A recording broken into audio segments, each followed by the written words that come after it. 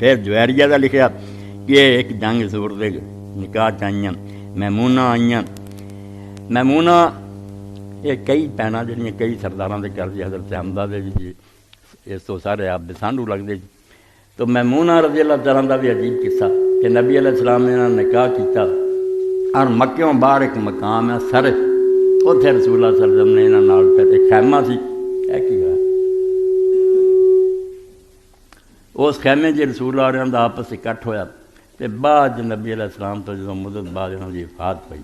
اس وی مکہ شریف سے پھر گئیاں سی عمرے لیے بیمار ہو گئی حضرت ابن عباس بھی خالہ انہیں پھر اپنے ساتھیوں نے آخیا جڑے پہلے بچے کنبے دے لوگ سی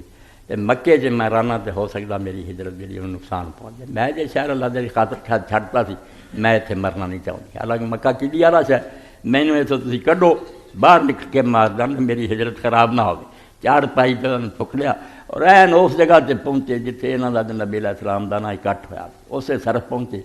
اتنے وفات ہو گئی اسی جگہ قبر بنی یعنی شادی ہوئی تو اتنے روسی شب روسی آئی اور مڑ کے وفات بھی حضرت میمونہ دی اتنے ہوئی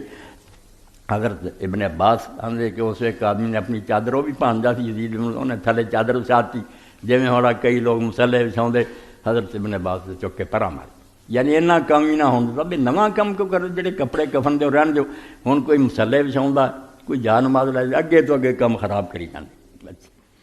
اور صفیہ